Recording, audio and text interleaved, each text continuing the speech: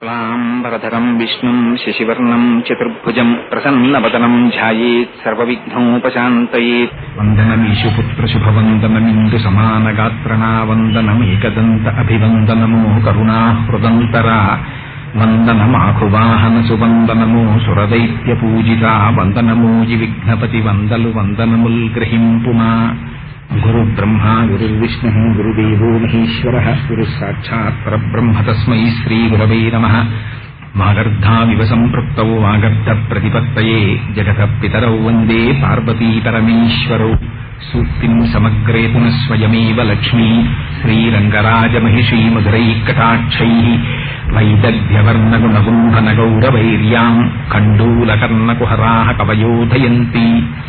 మనోజవం మరుతతుల్యవేగం జితేంద్రియం బుద్ధిమతాం వరిష్టం వాతాత్మజం వనరయూధముఖ్యం శ్రీరామదూతం శిరసా నమామి.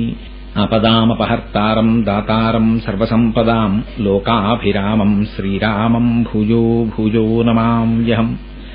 సింధూరారుణ విగ్రహాం త్రినయనాం మాణిక్యమౌళిస్ఫురత్తారానాయకశేఖరాం స్మితముఖీం ఆపీనవక్షోరుహాం పాణిభ్యాం అడిపూర్ణరత్నచషకం రక్తోత్పలం బిభ్రతీం సౌమ్యాం రత్నఘటస్థరక్తచరణాం ధ్యాయేత్ పరేదంబికాం.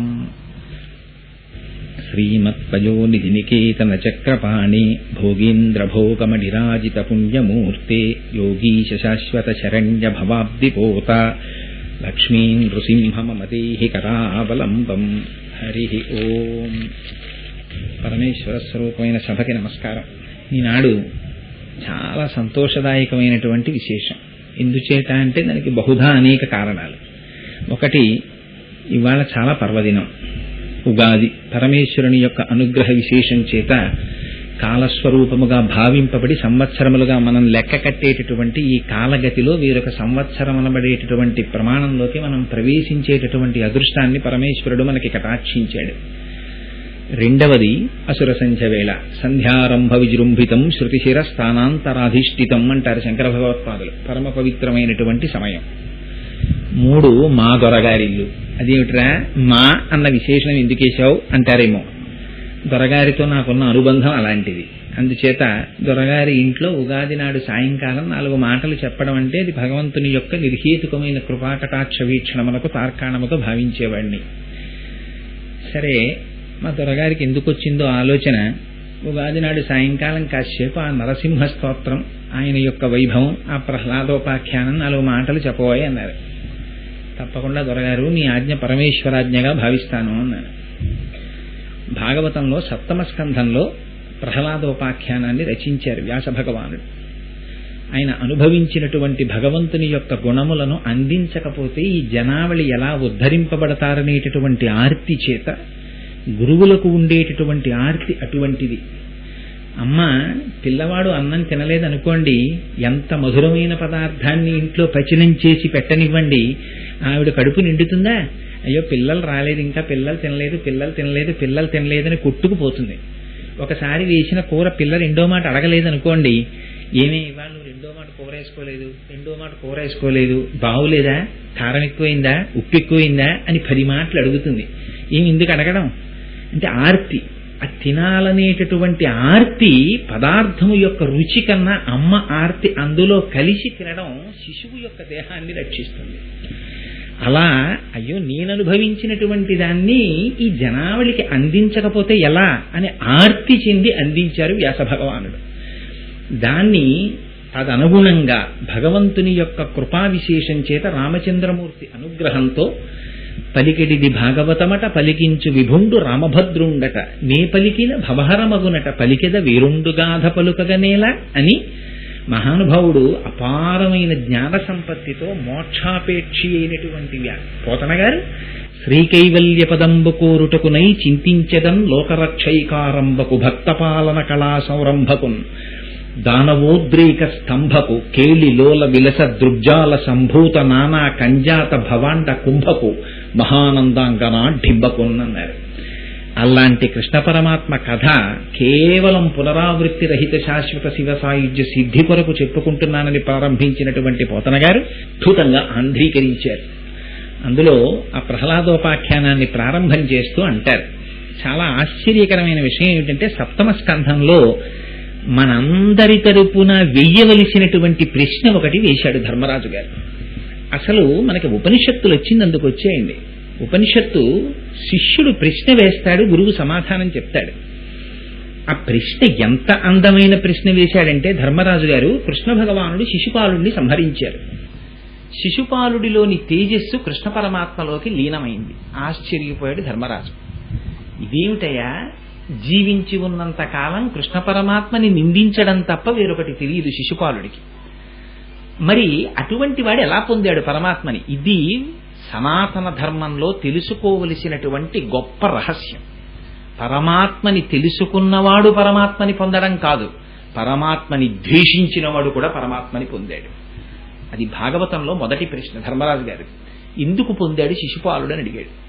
అడిగితే అడగవలసింది అడగవలసిన వాడిని అడగాలి, చెప్పగలిగిన వాడిని అడగాలి. నారద మహర్షిని అడిగాడు.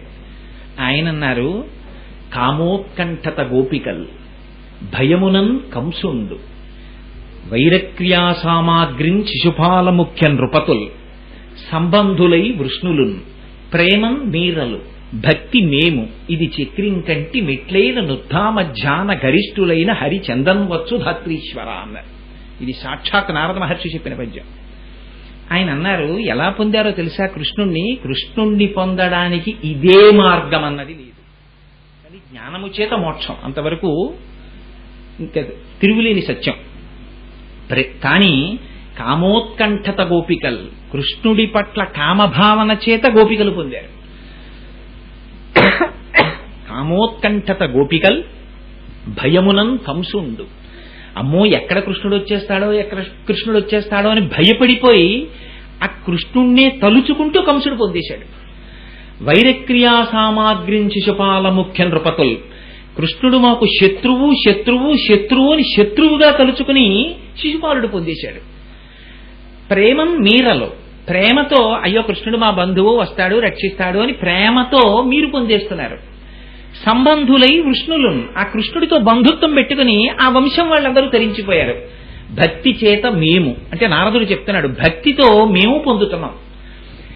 ఎట్లైన నుద్ధామధ్యాన గరిష్ఠులైన హరిచందం వత్సుధాత్రీశ్వర. ఇది విచిత్రం. సంసారమునందుండేటటువంటి సమయంలో మీరు తల్లిదండ్రులతో సహా ఎంతమందితో ఇన్ని రకాల అనుబంధాలు పెట్టుకున్నప్పటికీ అవి ఉద్ధరణకు మార్గములు కావు. పరమాత్మతోటి సంబంధం ఎలా పెట్టుకోండి, అది చిట్ట చివటికి మనోనైర్మల్యాన్ని ప్రసాదిస్తుంది. ఆయన కొడుక్గా చూసుకోండి. ఒక విగ్రహాన్ని ఇంట్లో పెట్టుకుని రోజు ఓ పూలమాల వేయడం, ఓ పంచె కట్టడం, ఆయనకి కాస్త పరవన్నం నైవేద్యం పెట్టడం, ఇన్ని పాలు పట్టుకొచ్చి అక్కడ పెట్టి ఇవాళ మా కృష్ణయ్య పాలు తాగుతున్నాడు అండం, మా కృష్ణయ్య మాతో మాట్లాడుతున్నాడు చూశారా, అలా కూర్చోపోతే ఏమయ్యా అలిసిపోయినా కాస్త వెళ్ళి నాకు పచ్చిమిరపకాయలు నువ్వు తేకూడదు పిల్లాడివి అని మాట్లాడుకుంటున్న వాళ్ళు నాకు తెలుసు. అలా భగవంతుడితోటి సంబంధం పెట్టుకున్నా కూడా మనోనైర్మల్యం ఏర్పడుతుంది. ఇన్ని రకాలుగా భగవంతుణ్ణి పొందారయ్యా అన్నారు నారద మహర్షి. అంటూ ఒక విచిత్రమైన విషయాన్ని ప్రస్తావన చేశారు. ఆనాడు జయ విజయులిద్దరూ వైకుంఠంలో ద్వారపాలకులై ఉండగా 5-6 సంవత్సరముల వయస్సు కలిగినటువంటి సనకసనందనాది మహర్షులు దిగంబరులై, మహానుభావులు కేవలము భగవన్నామ స్మరణము తప్ప వేరొకటి తెలియని వారై వైకుంఠములకు వస్తే లోపలికి వెళ్ళడానికి వీల్లేదని అక్కడ ఉన్న ద్వారపాలకులు నిర్బంధిస్తే అత్యంత సత్వగుణ ప్రధానమైనటువంటి వైకుంఠంలో ఉండి పరమాత్మ దర్శనానికి వచ్చినటువంటి మాకు పరమాత్మకి మధ్యలో ప్రతిబంధకముగా నిలబడేటటువంటి ప్రయత్నములు చేసినటువంటి పాపములకు ఫలితముగా నువ్వు ఎంత కష్టపడవలసి వస్తుందో అనుగ్రహ రూపంగా శాపమిస్తారు పెద్దలు. అందుకని 3 జన్మలలో వైరభక్తితో నువ్వు పరమాత్మని పొందుతావు అన్నారు. వాళ్లే మొట్టమొదటి జన్మలో దితి గర్భమునందు హిరణ్యాక్ష హిరణ్యకశిపులై జన్మించారు. పెద్దవాడు హిరణ్యకశిపుడు, తమ్ముడు హిరణ్యాక్షుడు. ఇందులో చాలా చిత్రం ఉంది. ప్రహ్లాదోపాఖ్యానం తెలియని వాళ్ళు ఎవరు నాకు చెప్పండి.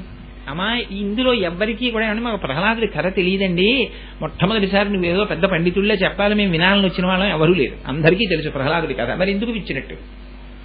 అది సనాతన ధర్మంలో గొప్పతనం. హిరణ్యాక్షుడు తమ్ముడు హిరణ్యకశిపుడికి. ఆయన పుట్టింది మొదలు ఆయన కోరిక ఏమిటంటే అంతా తనది చేసుకోవాలి. అందుకని భూమిని చాపగా చుట్టేసుకున్నాడు. చుట్టేసుకుని తీసుకెళ్లి బయట పెట్టుకోకూడదా? తనది చేసుకున్న దాన్ని దాచుకోవాలి. అందుకని సముద్రం లోపల దాచాడు. ఇది ఎక్కడుంది చెప్పండి? నిజంగా హిరణ్యాక్షుడి దగ్గర ఉంటుందా? ఇక్కడ ఉంటుంది. కనపడిన ప్రతిదాన్ని నాది చేసేసుకోవాలి. కనపడిన ప్రతి వస్తువు మా ఇంటికి వచ్చేస్తే బాగుండు. వచ్చేసిన వస్తువులు బాల్కనీలోనూ ఆ బయట పెట్టేస్తాం ఏంటి, లోపలికి తీసుకెడతాం. విలువని బట్టి మరింత చీకట్లోకి వెళ్ళిపోతాయి. ఇంటికి వెళ్ళి ఉంగరాలు తీసామనుకోండి, బయట పెట్టేస్తామా టేబుల్ మీద? ఈ కండువా తీసేస్తే తలుపు మీద వేసేస్తాను, లాల్చీ విప్పేస్తే హ్యాంగర్కి పెట్టేస్తాను. ఉంగరాలు తీసేస్తే గాడ్రేజ్ బీరువా తాళం తీసి, తలుపులు తీసి, చెస్ట్ తీసి, చీకట్లో పెట్టి ఇన్ని తాళాలు వేస్తాం. వాడు తెచ్చిన దాంతంతా సముద్రంలో దాచాడు. అంటే నాది నాది నాది నాది అన్ని తనవి చేసుకోవాలి. ఇది మొట్టమొదట వచ్చేటటువంటి మమకార స్వభావం. దీన్ని వరాహమూర్తి అయి సంహరించారు స్వామి.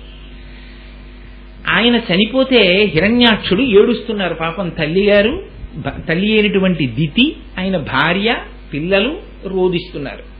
ఈ హిరణ్యకశిపుడు వెంటనే సభ తీర్చాడు. రాక్షస ప్రవృత్తి ఎలా ఉంటుందో అందంగా మాట్లాడతారు మహానుభావులు. వాళ్ళేం ఇలా కర్కశంగా కొమ్ములు ఎట్టుకుని ఉంటారు, కత్తులు ఎట్టుకుని ఉంటారు నేను చెప్పరు వాళ్ళు. అందులో అంటారు, ఆ వచ్చినటువంటి సభికులందరినీ చూశాడు. అబ్బాయి, మా తమ్ముడైనటువంటి హిరణ్యాక్షుణ్ణి సంహరించారు శ్రీ మహావిష్ణువు, అందుకని నేను ఆయన్ని సంహరించాలనుకుంటున్నాను. ఎక్కడున్నాడని సంహరిస్తాడు శ్రీ మహావిష్ణువు? ఇందుకలడందులేడని సందేహము వలదు. వీడి లోపల నుంచి ఈ మాట పలకడానికి ఆధారమైన వాడు కూడా ఆయనే. ఎక్కడని చంపుతాడు? ఇది అవివేకం, నేను చంపుతానన్నాడు. శ్రీ మహావిష్ణువుని సంహరించేస్తాను, ఆయన ఉండడానికి వీల్లేదు. అందుకని విష్ణువు ఎక్కడుంటాడని అడిగాడు. అడిగితే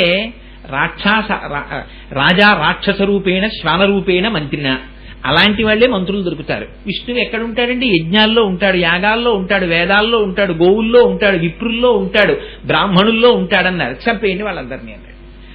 దీంతో పాటుగా నీడనిచ్చే చెట్లు ఎక్కడైనా ఉంటే, అగ్నిహోత్రాలు ఎక్కడైనా ఉంటే, గోవులు కనపడితే వీటిని అన్నింటినీ చంపేయండి, విష్ణువు ఉండడి. ప్రదేశం తెలిసిపోయింది కదా, వెళ్ళండి అన్నాడు. వీళ్ళందరూ వెళ్ళారు, కనపడ్డ వాళ్ళందరినీ చంపేస్తున్నారు. ఈయన తల్లి దగ్గరికి బిడ్డల దగ్గరికి వచ్చాడు. వాళ్ళు ఏడుస్తున్నారు. చూశాడమ్మని. దితిని చూసి, హిరణ్యకశిపుడు చెప్పినటువంటి వేదాంతం మీరు భాగవతంలో చదివితే అవురా అని ముక్కు మీద వేలేసుకుంటాం. ఇంత వేదాంతమా? ఎంత వేదాంతం తెలుసురా వీడికని. ఆయన అన్నాడు, ఎందుకమ్మా ఏడుస్తున్నావు అని అడిగాడు. ఎందుకు ఏడవడం ఏమిట్రా, నీ తమ్ముడు హిరణ్యాక్షుడు మరణించాడు కదా అందావిడ. అంటే వాడన్నాడు, నిరాహార నివిష్ట పాంధుల క్రియం సంసార సంచారుల్ ఒత్తురు కూడి విత్తురు సదా సంగంబులే దొక్కచో వీరు సూరిపోయిడి త్రోవపోయెను భవత్సూనుండు తల్లి మహాశూరుండాతడు తద్వియోగమునకు శోకింప నీకేటికి అన్నాడు. ఎంత గొప్ప మాట చెప్పాడో చూడండి. నిరాహార నివిష్ట పాంధుల క్రియన్ నికంబు సంసార సంచారుల్ ఒత్తురు. అమ్మా, అపారమైనటువంటి వేడి కలిగినటువంటి ఎండాకాలంలో బాటసారులు రోడ్డు మీద వెళ్ళిపోతున్నారు. దాహం వేసింది. అటు నుంచి కొందరు వస్తున్నారు, ఇటు నుంచి కొందరు వస్తున్నారు, ఇటు నుంచి కొందరు వస్తున్నారు, ఇటు నుంచి కొందరు వస్తున్నారు. అందరికీ వేసింది దాహమే. దాహం వేసిన వాడికి కావలసినది కేవలం నీళ్లు.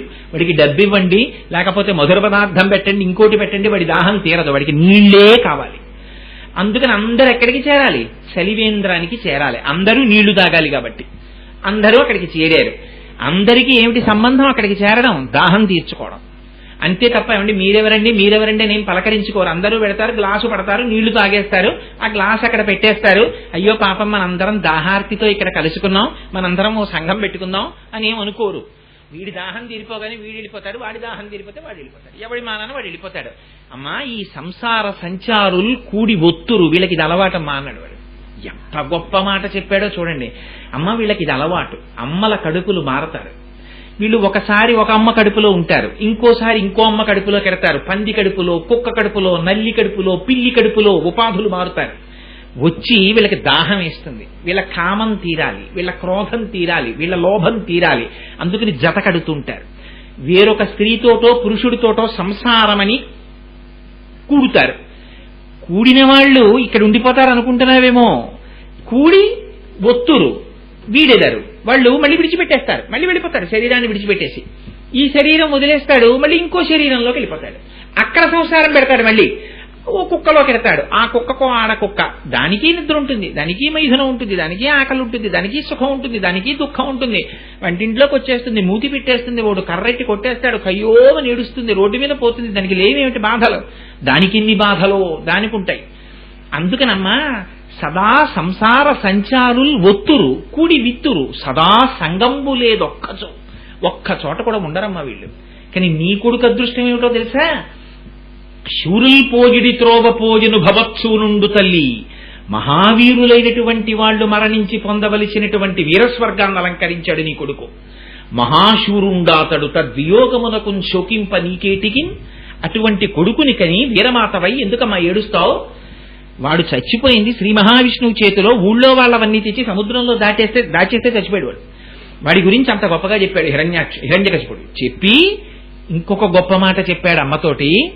అమ్మా, మచ్చిక వీరికెల్ల బహుమాత్రము చోద్యము దేహి పుట్టుచున్ చచ్చుచునుండ చూచెదరు తా చావకమానుడు వారి భంగి ఈ చచ్చిన వారికెచ్చెదరు. ఇదెక్కడి చోద్యము?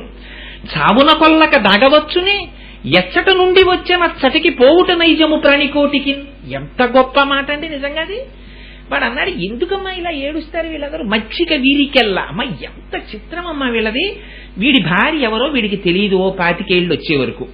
మొట్టమొదట అసలు వీడెవరో వీడికి తెలియదు. అమ్మ పొత్తిళ్లలో పడుకుంటాడు, అమ్మ ఎవరో తెలియదు. కొన్నాళ్ళు అమ్మని ప్రేమిస్తాడు, అయిపోయిందమ్మ. నాన్నగారిని పట్టుకుంటాడు, అమ్మ నాన్నగారు. ఆ తర్వాత అన్నదమ్ములు, తర్వాత క్రీడలు, ఆటలు, స్నేహితులు, ఇవి విడిచిపెడతాడు. అమ్మ నీవు లేకపోతే నేను ఉండగలనా అంటాడు, అయిపోయింది. పెళ్లి అయిపోయిందా, భార్యను తీసుకుని వెళ్ళిపోతాడు. ఆ తర్వాత పిల్లలు, వాళ్ళ మీద వ్యామోహం. ఆ తర్వాత పిల్లలు వెళ్ళిపోతారు, ఎక్కడికో పెళ్లిళ్ళు అయిపోతాయి, ఉద్యోగాలు వచ్చేస్తాయి, వాళ్ళు వెళ్ళిపోతారు. మళ్ళీ వీడు భర్తతో ఉంటాడు. ఆ తర్వాత కాతే కాంతా కస్తే పుత్ర సంసారోయమతీవ విచిత్ర. నదీ ప్రవాహంలో 2 ఎండు పుల్లలు కలుసుకున్నాయి. ఒకటి ఒక చోటుకు పోయింది, ఇంకో చోటుకు పోయింది. ముందెవరో వెనకెవరో విడిపోయింది, వెళ్ళిపోయారు, దేహాలు మారిపోయి. కానీ వీళ్ళ సాధ్యం కూడా ఎంత మమకారం చెప్తారమ్మా వీళ్ళు. కనపడ్డవాడిని అందరినీ నువ్వు లేకపోతే నేను ఉండగలనా అంటుంటాడు, వీడు వెళ్ళిపోతుంటాడు, వాడు వెళ్ళిపోతుంటాడు. ఏమిటమ్మా ఈ అల్లరంతా అన్నాడు వాడు. మచ్చిక వీరికెల్ల బహుమాత్రము చోద్యము దేహి పుట్టుచును చచ్చుచునుండ చూచెదరు. వీళ్ళు రోజు చూస్తున్నారు, పుడుతున్నారు చచ్చిపోతున్నారు, ఇవన్నీ చూస్తున్నారు వీళ్ళు. తా చావకమానుడు వారి భంగి ఈ చచ్చిన వానికి ఎచ్చెదరు. చచ్చిపోయిన వాడిని పట్టుకుని వీడేదో చచ్చిపోని వాళ్ళ వాడు చచ్చిపోయాడని ఏడుస్తావేంటమ్మా నువ్వు?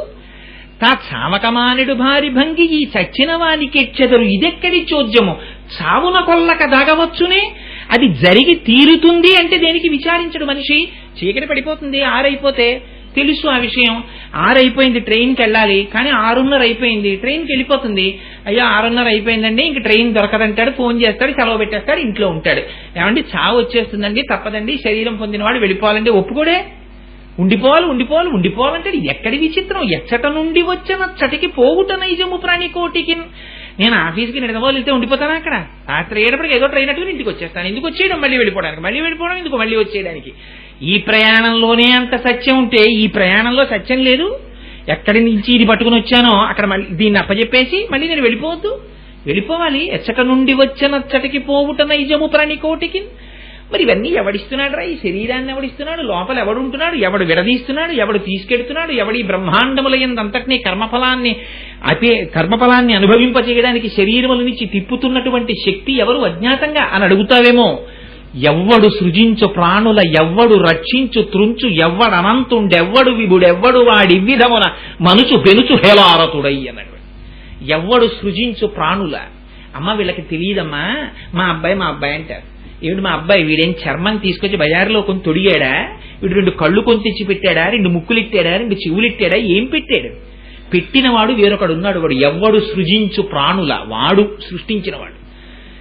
వీడే ఆహారం పెట్టి లోపల కూర్చుని అహం వైశ్వానరో భూత్వా ప్రాణినాం దేహమాశ్రిత అని ఆహారాన్ని పచనం చేసి వాడు పెరిగేటట్టుగా చేస్తాడు. వాడే ఈ శరీరం పడిపోయేటట్టుగా చేస్తాడు.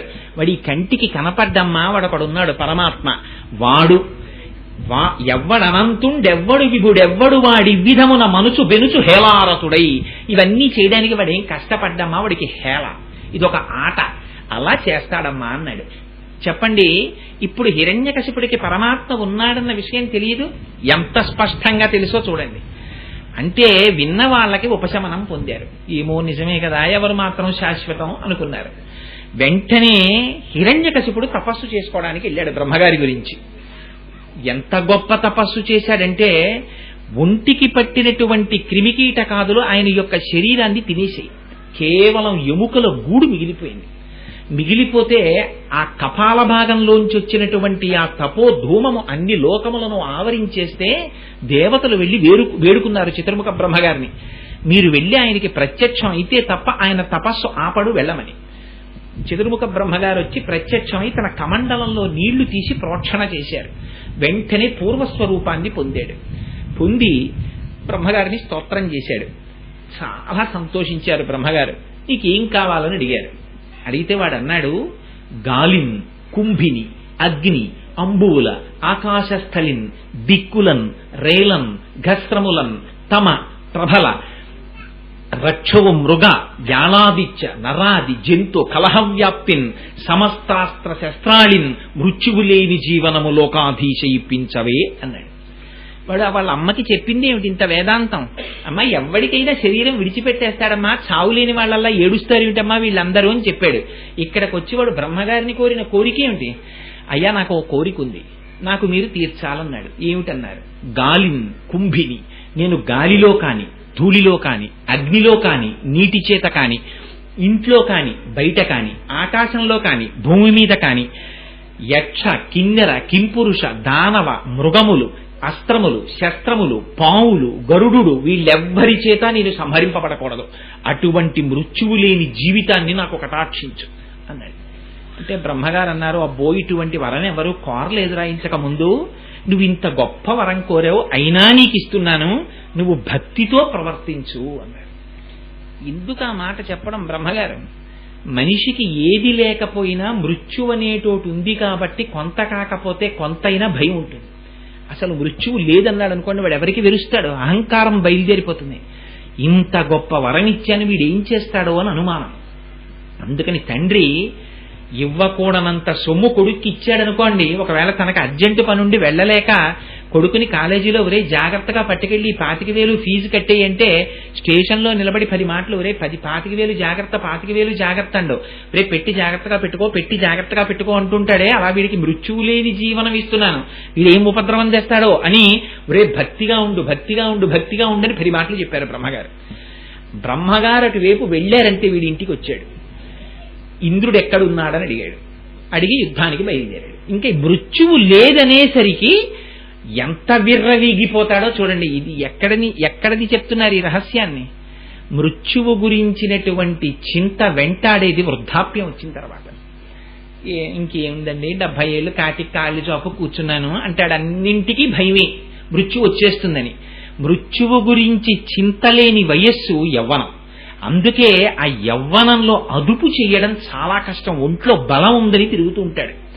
మృత్యువు లేదనేసరికి దేవతల్ని, ఇంద్రుణ్ణి, ఋషుల్ని, పితృదేవతల్ని, నాగములను, గంధర్వులను, ఆఖరికి తద్దినాలు పెడితే వెళ్లవలసినటువంటి పితృపిండములు కూడా వాడే తినేసేట హిరణ్యకశిపుడు. యజ్ఞయాగాది క్రతువులను ధ్వంసం చేసేశాడు. పన్నగముల యొక్క పడగల మీద ఉండేటటువంటి రత్నములను అపహరించి తీసుకెళ్లిపోయాడు. వాడు పడుకునుంటే వాడి భటులు చెప్తుండేవారట, గంధర్వులారా జాగ్రత్తగా పాట పాడండి, నారదుడా సంగీతం చక్కగా పాడు, వీణ వాయించు, దేవతలారా మీరు నడిచేటప్పుడు చప్పుడు చెయ్యకండి, లోపల మహారాజు పడుకునున్నారు. పంటలకి విత్తనాలు వెయ్యకుండా పంటలు పండేవిట. హిరణ్యకశిపుడు పరిపాలిస్తున్నాడు కనుక సూర్యుడు చాలా జాగ్రత్తగా ఎక్కువ వేడి లేకుండా మందంగా మాత్రమే వేడిని ప్రసరించేవట. వాడు సమస్త దిక్పాలకులను శాసించాడు. యజ్ఞయాగాది క్రతువులను భంగం చేసేశాడు. సాధు పురుషులైన వాళ్ళందరూ అరణ్యములు పట్టి పారిపోయారు. పారిపోయి ఈ దేవతలు అందరూ కూడా స్థితికారుడైన వాడు, ఎప్పుడెప్పుడు ధర్మమునకు హాని జరిగితే అప్పుడప్పుడు రక్షించవలసిన వాడు కనుక శ్రీ మహావిష్ణువుని స్తోత్రం చేశారు. స్వామి, మమ్మల్ని ఎప్పుడు రక్షిస్తావు, ఎప్పుడు మమ్మల్ని కటాక్షిస్తావు, మేము ఎలా బయటపడతామని అడిగితే మహానుభావుడు శ్రీ మహావిష్ణువు అప్పుడు చెప్పారు, ఇది రాక్షస సంహారం అంటే. ఒకరికి చెప్పడానికి పనికొచ్చినటువంటి విద్య తనకి అనుష్ఠానంలోకి రాదు. పరోపదేశ వేళాయాం సర్వే వ్యాసపరాశరాహ. వినే అమాయకుడు దొరికితే నాలాంటి వాడు ఎంతసేపైనా చెప్తాడు. కానీ తనకి అనుష్ఠానంలోకి తెచ్చుకోవలసి వస్తే తను జాగ్రత్తగా ప్రవర్తించవలసినటువంటి సమయం ఆసన్నమైనప్పుడు మాత్రం ఆ జాగ్రత్త ఉండదు. అందుకని అలా లోపల జ్ఞానం నిలబెట్టుకోగలిగినటువంటి వాడు ఎవరుంటాడో వాడు మాత్రమే సరి అయినటువంటి నడువడి కలిగినటువంటి వాడు. అది అనుష్ఠాన పర్యంతము రావాలి ఆ జ్ఞానం. అది రాకపోవడమే రాక్షసతత్వం. వాడికి వేదాంతం తెలియదా? అంత వేదాంతం చెప్పాడు, తనకి పనికొచ్చిందా వేదాంతం? తనకి పనికి రాలేదు. తనకి మృత్యువు లేని జీవనం కావాలి, తను 10 మందిని ఏడిపించాలి.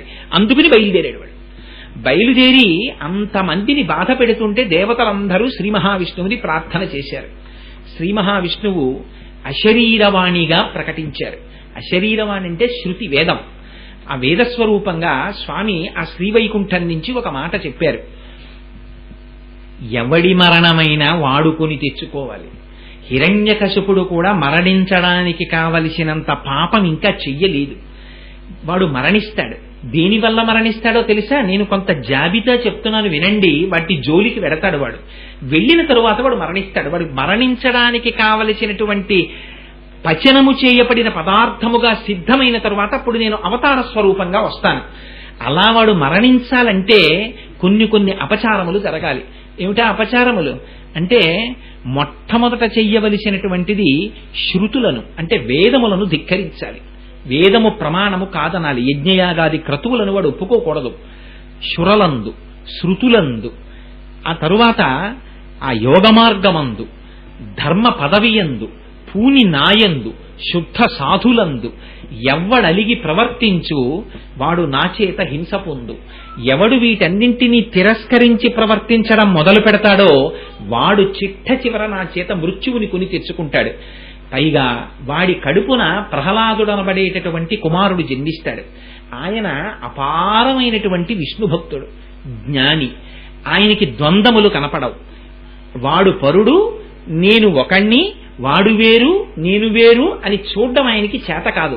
అంతటా నన్నే చూస్తూ ఉంటాడు.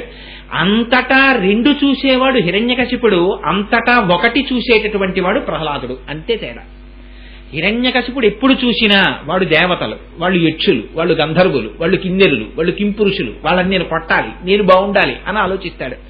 వాళ్ళు నారాయణ స్వరూపం, వాళ్ళు విష్ణు స్వరూపం, నేను విష్ణు స్వరూపం, అంతా విష్ణుమయం జగత్ అని చూస్తాడు ప్రహ్లాదుడు. అటువంటి వాడి కడుపున ఇటువంటి వాడు పుట్టాడు. ఇటువంటి ప్రహ్లాదుడు సామాన్యమైన వాడు కాడు. కన్న కొడుకు, శమదమ సంపన్నుడు, నిర్వైరుడనక ఎన్నడు ప్రహ్లాదుని వాడు క్లేశమును పొందించునాడే పట్టివధింతున్. ఏనాడు అటువంటి శమదమ సంపన్నుడైనటువంటి ప్రహ్లాదుణ్ణి పట్టుకుని హిరణ్యకశిపుడు వీధిస్తాడో ఆనాడు ఆ హిరణ్యకశిపుణ్ణి పట్టుకుని నేను సంహరిస్తాను. మీరు బెంగ పెట్టుకోకండి, మీరందరూ బయలుదేరండి అన్నారు. ఆ దేవతలందరూ బయలుదేరి వచ్చేశారు. వచ్చేసిన తర్వాత ప్రహ్లాదుడు జన్మించాడు. ప్రహ్లాదుడు జన్మించినటువంటి ఘట్టం మనం ఎర్రసిరాతో అండర్లైన్ చేసి పెట్టుకోవలసినటువంటి ఘట్టం. ఎందుచేత అంటే ఇది ప్రహ్లాదుడు చిట్ట చివరిలో చెప్పాడు, కానీ కథని అనుసంధానం చేయడం కోసమని నేను ముందుకు చెప్తున్నాను. హిరణ్యకశిపుడు తపస్సు చేసుకోవడానికి వెళ్ళినప్పుడు లీలావతి ఒక్కతే అంతఃపురంలో ఉండగా దేవతలు ఇదే సమయమని వచ్చి హిరణ్యకశిపుడి రాజధానిని ముట్టడించి హిరణ్యకశిపుడి భార్య అయిన లీలావతి గర్భవతి అయి ఉండగా దేవేంద్రుడు ఆవిడ్ని బంధించి తీసుకుని పోతున్నాడు. నారదుడు ఎదురొచ్చాడు. గర్భిణి, స్త్రీ, అబల, భర్త తపస్సు చేసుకుంటుంటే అపహరించి తీసుకెడుతున్నావా? ఇది నువ్వు చెయ్యవలసిన పనేనా అని అడిగాడు. అడిగితే, మహానుభావ, నేను అన్యభావనతో తీసుకెళ్తాం లేదు. వీడి తండ్రి ఒక్కడు జీవించి ఉన్నంత మాత్రం చేత మమ్మల్ని క్లేశ పెడుతున్నాడు. అటువంటి వాడు ఆ హిరణ్యకశిపుని యొక్క వీర్యం ఈవిడ కడుపులో వృద్ధి పొందుతోంది. వీడు బయటికి వస్తే ఇంకిన్ని ఉపద్రవాలు తెస్తాడో, అందుకని ఈ పిల్లవాడు పుట్టగానే నా వజ్రాయుధంతో సంహరించి ఆవిడ్ని విడిచిపెట్టేస్తాను, అందుకు తీసుకెడుతున్నానన్నాడు. నారదుడు అన్నాడు, నువ్వు సంహరించగలిగినటువంటి కుమారుడు ఆ కడుపులో లేడు. ఆ పిల్లవాడు మహావిష్ణు భక్తుడు, అపారమైన జ్ఞాని, వాడికి మరణం లేదు. అటువంటి మహాపురుషుడున్నాడు ఆ కడుపులో, నువ్వు సంహరించగలిగిన వాడు కాడు, అందుచేత ఆమెను విడిచిపెట్టన్నాడు. ఈ మాట వినగానే ప్రదక్షిణం చేశాడు నారదుడు. ఇంద్రుడు ప్రదక్షిణం చేసి లీలావతిని తెచ్చి నారదుని ఆశ్రమంలో విడిచిపెట్టాడు. లీలావతి అక్కడే కూర్చుని ఉండేది. నారదుడు రోజు బోధ చేసేవారు కూర్చోపెట్టి. మీరు జాగ్రత్తగా వినాలి ఈ విషయాన్ని. వింటున్నదెవరు బాహ్యంలో? లీలావతి వింటోంది. పైకి కనపడకుండా వింటున్న వాళ్ళెవరు? లీలావతి గర్భాంతర్గతమైనటువంటి పిండము రూపములో ఉన్నటువంటి ప్రహ్లాదుడు వింటున్నాడు. బయటికి వచ్చిన తరువాత ఎవరికి నిలబడింది జ్ఞానం? ప్రహ్లాదుడికి నిలబడింది, లీలావతికి పోయింది. లీలావతికి ఆ జ్ఞానం కలగలేదు. ఎందువల్ల లీలావతికి పోయిందో, ఎందువల్ల ప్రహ్లాదుడికి ఉండిపోయిందో ప్రహ్లాదుడే చెప్తాడు చిట్ట చివర రాక్షస కుమారులతో. అందుచేత ప్రహ్లాదుడు చాలా అపారమైనటువంటి విష్ణుభక్తి సంపన్నుడు. ఆయన ఎంతటి విష్ణుభక్తి సంపన్నుడంటే పోతన గారు సాధారణంగా ఎంతటి మహాభక్తులకు కూడా వెయ్యనటువంటి విశేషాల్ని తీసుకొచ్చి ప్రహ్లాదుడికి వేశారు. ఆయన సామాన్యమైనటువంటి భక్తుడు కాడు. ఆయనకున్నటువంటి గుణములను వర్ణించాలంటే ఎవరు లెక్క పెట్టలేరయ్యా. ఫణిపతికి, బృహస్పతికి, భాషాపతికి అన్నారు. ఇది ఎంత కష్టం అంటే 1000 పడగలు కలిగి 1000 తలలు కలిగినటువంటి ఆదిశేషుడు కూడా లెక్క పెట్టలేడు ప్రహ్లాదుడి గుణాల్ని. ఆఖరికి ఫణిపతికి, బృహస్పతికి, దేవగురువైనటువంటి బృహస్పతి చెప్పలేడు. ఫణిపతికి, బృహస్పతికి, భాషాపతికి, సరస్వతీదేవి భర్త అయినటువంటి చతుర్ముఖ బ్రహ్మగారు కూడా చెప్పలేరు ప్రహ్లాదుడి గుణాలు. అంత గొప్ప గుణములు కలిగినటువంటి వాడు. ఆయన ఎంతటి భక్తుడంటే పానీయంబులు త్రాగుచున్, కుడుచుచున్, భాషించుచున్, హాసలీలా నిద్రాదులు చేయుచున్, తిరుగుచున్, లక్షించుచున్, సంతత శ్రీనారాయణ పాద పద్మజువళీ చింతామృతాస్వాద సంధానుండై మరచన్ సురారి సుతుడే తద్విశ్వమున్ భువరా అన్నారు. తాగలేదా? తాగేవాడు పానీయంబులు త్రాగుచున్, కుడుచుచున్, భాషించుచున్, మాట్లాడుతూ, తాగుతూ, తింటూ, తిరుగుతూ, పాడుతూ, ఆడుతూ, నడుస్తూ ఎప్పుడు శ్రీమన్నారాయణుని యొక్క పాదార విందములను మాత్రమే తలుచుకునేవాడు. భగవాన్ రమణుల్ని ఒకరు ప్రశ్న వేశారు. మనస్సు భగవానుని యందే నిక్షేపించుట అంటారు కదా, అది ఎలా కుదురుతుంది అంటే రమణులు ఒక ఉదాహరణ చెప్పారు. అడవిలో వెళ్లేటటువంటి స్త్రీలు కుండలతో నీళ్లు తల మీద పెట్టుకుని నడిచి వెళ్ళిపోతుంటారు. వెళ్ళిపోతున్నప్పుడు వాళ్ళు ఒకళ్ళతో ఒకళ్ళు మాట్లాడుకుంటుంటారు. నిండుగా నీళ్లు ఉన్నటువంటి కుండని తల మీద పెట్టుకుని నడిచి వెడుతుంటారు. కాలు ఏమాత్రం తొట్టు పడిందా ముందు పగిలిపోయేది తల మీద ఉన్న కుండ కింద పడి. వెళ్ళిపోతున్నప్పుడే నిశ్శబ్దంగా కుండ మీదే దృష్టి పెట్టుకునో భూమిని చూస్తూనో వెళ్లరు, పక్క వాళ్ళతో మాట్లాడుకుంటూ వెళ్ళిపోతుంటారు. ఇంత మాట్లాడుకుంటూ వెళ్ళిపోతున్నప్పటికీ కూడా తమ తల మీద పెట్టుకున్నటువంటి కుండ మీద దృష్టి ఉండిపోయినట్టు, తాము బయట ఏ పనులు చేసినా లోపల మాత్రం భగవంతుని యొక్క పాదార వింద సంసేవనము అలవాటు పడడం కుండ మీద దృష్టి వంటిది. దానికి నీకు తెలియకుండా దృష్టి పెట్టగలిగినప్పుడు దీని మీద నీ దృష్టి ఎందుకు నిలబడదు అంటే అభ్యాసము దాని యందు అనురక్తి లేదు. అందుకని ప్రహ్లాదుడికి పానీయంబులు త్రాగుచున్, కుడుచుచున్, భాషించుచున్, హాసలీలా నిద్రాదులు చేయుచున్, తిరుగుచున్, లక్షించుచున్, సంతత శ్రీనారాయణ పాద పద్మజుగళీ చింతామృతాస్వాద సంధానుండై మరచన్ సురారిసుతుడే తద్విశ్వమున్ భువరా. ఈ విశ్వమును మరచిపోయేట ఎంత చిత్రమో చూడండి. ఆ మాట చెప్పడంలో తిరగేస్తున్నారు. మనమేం మరిచిపోతాం? జగత్తుతో తాదాత్మ్యం చెందుతాం. మనకి ఊళ్ళు కనపడతాయి, రైళ్లు కనపడతాయి, ఆఫీసు కనపడుతుంది, ఇల్లు కనపడుతుంది, జీతం కనపడుతుంది, భార్య కనపడుతుంది, పిల్లలు కనపడతారు, పరమాత్మని మరిచిపోతాం. ఆయనకి పరమాత్మ కనపడుతున్నాడు, భార్య కనపట్టలేదు. అంటే అప్పటికి ప్రహ్లాదుడికి పెళ్ళయిందని కాదు, తండ్రి కనపట్టలేదు, తల్లి కనపట్టలేదు, అన్నదమ్ములు కనపట్టలేదు, ఎవరూ కనపట్టలేదు, పరమాత్మ ఒకడు కనబడుతున్నాడు. ఎందుకని? తదధిష్టానమైనటువంటి బ్రహ్మమును చూస్తున్నాడు. దృష్టిలో తేడా. ఇద్దరూ ఒక కొట్టుకే వెళ్లారు.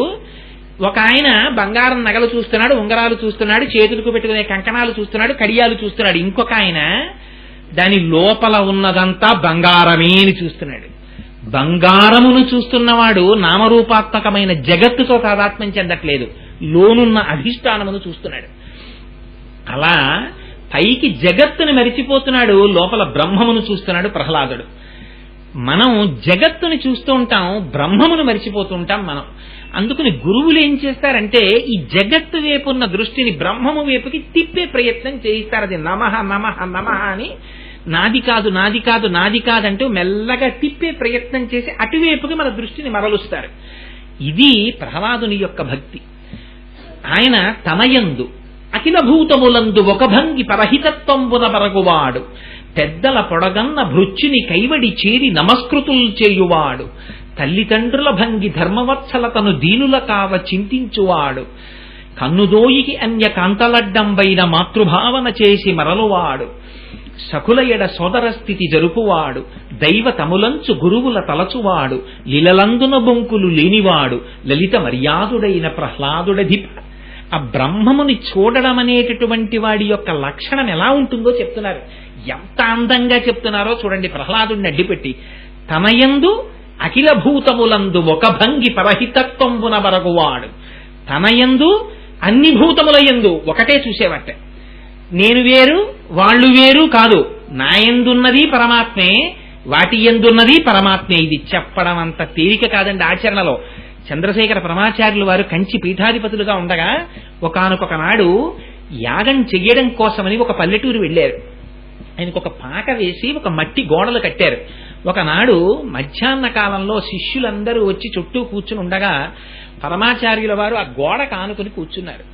కాసేపు అయిన తరువాత ఒక శిష్యుణ్ణి పిలిచి, నా కండువా మెల్లిగా తప్పించి ఒక్క పురుగు కూడా మరణించకుండా చాలా జాగ్రత్తగా ఒక్కొక్క చెద పురుగుని తీసేయి అన్నారు. ఆ వెనక మట్టి గోడలో పట్టినటువంటి చెద పురుగులు కొరుకుతున్నాయి పరమాచార్యుల వారి శరీరాన్ని. ఆయన గమనించారు. ఏ కండువాతో ఇలా అనుకోలేరా, ఇలా అంటే అవి చచ్చిపోతాయి, అందుకని ఒక్క పురుగు చావకుండా జాగ్రత్తగా తీసేయమన్నారు. ఇది తనయందు అఖిల భూతములందు నొక భంగి పరహితత్వంబున బరగువాడు. నాయందు ఏ పదార్థముందో అది ఇతర పదార్థములలో ఉంది. నా శరీరమే, నా శరీరంలో ఈ చెయ్యిని కొట్టేస్తుందా ఎప్పుడైనా? లేకపోతే ఈ చెయ్యి ఈ లెంప నేను ఇంకోడిని కొట్టేస్తాను కానీ, ఎందుకంటే వాడు వేరు నేను వేరు, అందుకని వాడిని కొట్టేస్తాను. అంతేకాని కొట్టేస్తారా ఎప్పుడైనా చెయ్యి లెంపకాయని కొట్టేయడం? అంతేగాని నా చెయ్యి కొట్టేసిందని నేను మా అమ్మగారి దగ్గరికి వెళ్ళి అమ్మ ఈ చెయ్యి కొట్టేసిందమ్మా లెంపకాయ అని చెప్పి ఏడవడం ఉంటాయా? ఈ చెయ్యి ఈ లెంపకి ఎన్నడూ శత్రువు కాదు. ఎందుకని? ఇవన్నీ ఒకటికి చెందినవి. కానీ మా తమ్ముడు నేను కాదు, అందుకని మా తమ్ముడిని కొడుతుంది చెయ్యి. అది ప్రహ్లాదుడు కాదు. ప్రహ్లాదుడికి అంతటా ఒకటే. ఇదంతా పరమాత్మ యొక్క అవయవములే. ఒక అవయవమునకు ఇంకొక అవయవములతో వైరం ఎందుకుంటుంది? అందుకని అంతటా బ్రహ్మమును చూసేవాడు. ఇది ఆయన యొక్క జ్ఞానస్థితిని చెప్తున్నారు. తనయందు అఖిల భూతములందు ఒక భంగి పరహితత్వంబున బరగువాడు. రమణ మహర్షి కూర్చునుంటే పావులు పాక్కుంటూ వచ్చి కాళ్ళ దగ్గరికి వచ్చేవి. వస్తే వాటిని అలా చూసేవారంతే తప్ప ఏమీ అనేవారు కాదు. మహానుభావుడు కోతులు కొన్ని వేల కోతులు తిరుగుతూ ఉండేవి. ఒరే కోతులున్న చోటికి మనం వచ్చాం, మనం ఉన్న చోటికి కోతులు రాలేదు, వాటి జోలికి వెళ్ళకండి అనేవారు. ఇది తనయందు అఖిల భూతములందు నొకభంగి పరహితత్వంబున బరగువాడు. పెద్దల పొడగన్న భృచ్చిని కైవడి చేరి నమస్కృతులు చేయువాడు. ఎక్కడ జ్ఞానముంటుందో అక్కడ భక్తి ఉండి తీరాలి. భక్తి లేని జ్ఞానము గుడ్డిది. అపారమైన జ్ఞాన సంపత్తి కలిగిన వాడికి వినయం ఉండి తీరాలి. అందుకనే పెద్దలు కనపడేటప్పటికీ ప్రహ్లాదుడు తల వంచి నమస్కరించేవట. పెద్దల పొరగన్న భృచ్చిని కైవడి చెరి నమస్కృతులు చేయువాడు. కన్నుదోయికి అన్యకాంతలడ్డంబైన మాతృభావన చేసి మరలువాడు. స్త్రీ కనపడితే మా అమ్మే అనుకుని తప్పుకునేవట. అమ్మ గౌరవాన్నే చూసేవాట కనపడిన ప్రతివారిలో. తల్లిదండ్రుల భంగి ధర్మవత్సలతను దీనుల కావ చింతించువాడు. తల్లిదండ్రులు బాగా శక్తిహీనులైన పిల్లల మీద ఉన్నంత దృష్టి శక్తి కలిగినటువంటి పిల్లల మీద ఉండదు. అమ్మ దృష్టి ఎప్పుడు ఎవరి మీద ఉంటుందంటే, బాగా ఆర్థికంగానో శారీరకంగానో బలహీనమైన వాళ్ళు ఉంటారే వాళ్ళని ఎలా ఉద్ధరించాలనే తాపత్రయం ఉండిపోతుంది. అంతేకాని ఎన్నడైనా చూడండి, బంధువులకి తల్లిదండ్రులకి ఉండేటటువంటి విరోధం ఎక్కడుంటుందంటే, బాగా డబ్బున్న వాడింటికే బంధువు పెడతాడు. అందుకే శంకరాచార్యులు వారు ప్రశ్న వేస్తారు, ఓరి పిచ్చాడా ఏమిట్రా బంధువులు బంధువులు బంధువులు అంటావు? వైసిగతే కక్కామ వికార శుష్కే నీరే కక్కాసార క్షీణే విత్తే కప్పరివారో జ్ఞాతే తత్తే కత్సంసార అన్నారు. ఐశ్వర్యం పోతే పరివారం ఉంటారా వెనకాతల? ఒక్కడు ఉండడు. వాళ్ళింట్లోనే ఏమీ లేదండి పాపం అంటే వాడితో బంధుత్వం పెట్టుకుని వీడు వాడి ఇంటికి వెళ్తాడా? మీ దగ్గర ఏమైనా ఉన్నాయేంటండి, టికెట్కు పోను కూరలు తెచ్చుకుందాం అంటాడు వాడు. అందులో వాడి ఇంటికి ఎవడు వెళ్ళడు. ఐశ్వర్యం ఉన్నవాడి ఇంటికి వెడతాడు. అదే తల్లిదండ్రులు వెళ్ళారనుకోండి, ఐశ్వర్యం లేదు కదా నా బిడ్డల్ని తల్లిదండ్రులు విడిచిపెడతారా? వాళ్ళ దగ్గరికే ముందెడతారు, వాళ్ళ గురించే ఎక్కువ ఆలోచిస్తారు. దీనుల గురించి తల్లిదండ్రుల్లా ఆలోచించేవాట ప్రహ్లాదుడు. ఇది పరమేశ్వరుని యొక్క లక్షణం. ఆ పరమేశ్వర ఉపాసన చేసి చేసి చేసి చేసి తద్రూపమును పొందుతున్నాడు కాబట్టి లక్షణములు వచ్చాయి ఆయనకి. అందుకని ధర్మవత్సలతను దీనుల కావ చింతించువాడు. లలిత మర్యాదుడైన ప్రహ్లాదుడి అధిప. ఆ గురువులంటే సాక్షాత్ భగవానుడిగా చూసేవాట. సఖుల ఎడ సోదర స్థితి జరుపువాడు, తన స్నేహితుల్ని అన్నదమ్ములుగా చూసేవాట.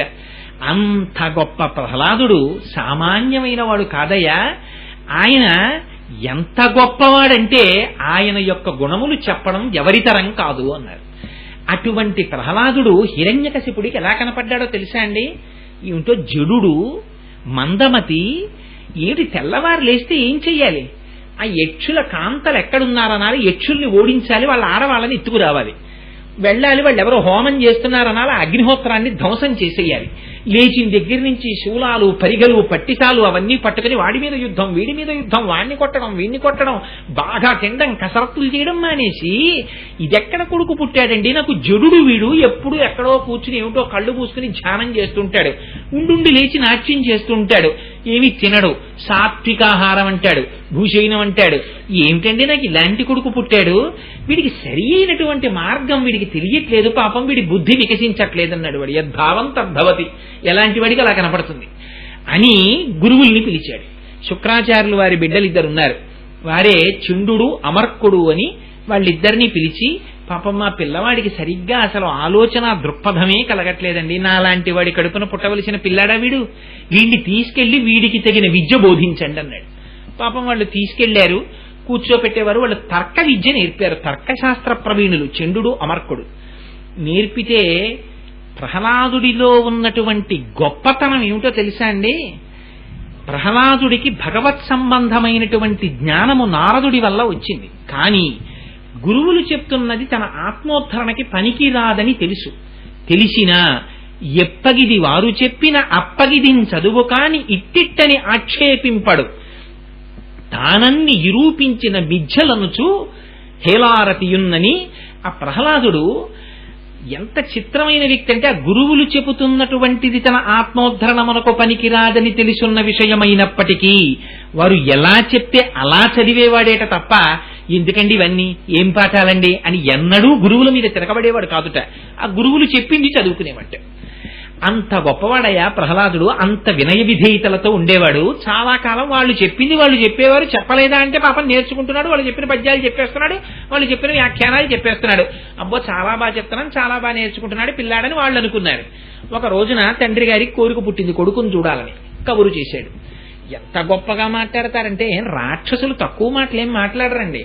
ఆ ప్రహ్లాదుడు వచ్చాడు, పోనీ ఇంట్లో కూర్చోపెట్టుకుని అదేదో గదిలోకి తీసుకెళ్లి, ఎరా నాన్న బాగా చదువుకుంటున్నావా, నీకు తోచింది ఎరా చెప్పరా అంటే గొడవ వదిలిపోనేమో.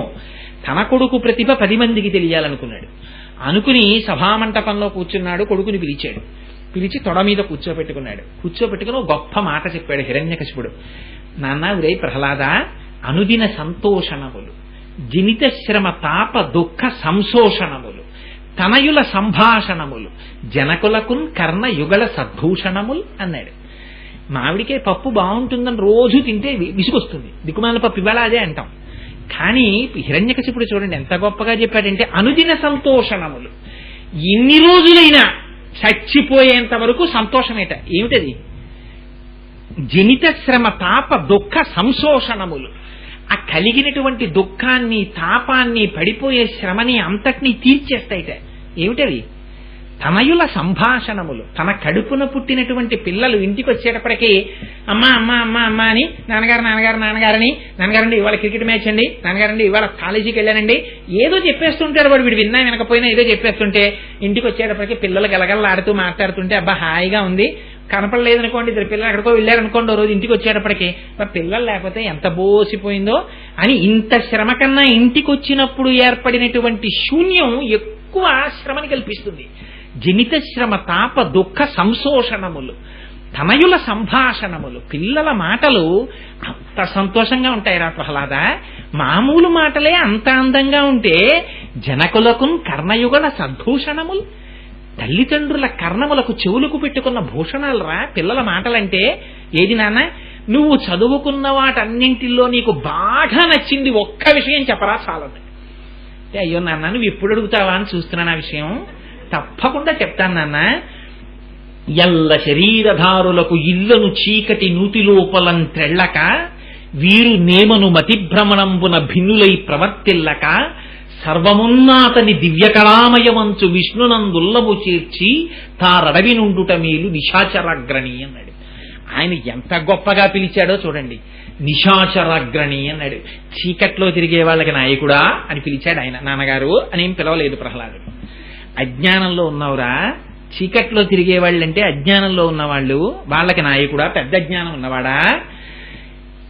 ఎల్ల శరీరధారులకు నేను నేను నేనని మనమంటాం. ప్రహ్లాదుడి మాటలు చూడండి, పోతన గారి అనువాదం చూడండి. ఎల్ల శరీరధారులకు, దీన్ని పుచ్చుకున్నవాణ్ణి, దీన్ని పుచ్చుకున్నవాళ్ళు అంటున్నారు. అంటే దీని లోపలున్నవాడు దీన్ని పుచ్చుకున్నవాడు కాడు. ఇవాళ ఈ పంచ కట్టుకున్నవాణ్ణి అంటే ఇవాళ ఈ పంచ కట్టుకున్నవాడిని రేపు కట్టుకుంటానని కాదు కదా దాని అర్థం. ఇవాళ ఈ పంచ కట్టుకున్నవాడిని రేపు ప్యాంట్ వేసుకునేవాడిని ఆఫీస్కి వెడితే. అలా ఎల్ల శరీరధారులకు, ఇవాళ ఈ శరీరంలో ఉన్నవాడు రేపు ఇంకో శరీరం పుచ్చుకుపోతూ ఉంటాడు. అలాంటి వాళ్ళందరికీ నాన్నగారు ఎల్ల శరీరధారులకు ఇళ్లను చీకటి నూతి లోపలంతెళ్ళక. అది ఇల్లనేటటువంటిది నాన్నగారు ఒక చీకటి నుయ్యి, అదొక గాఢాంధకారమైన నూతిలో పడిపోయాడు వాడు.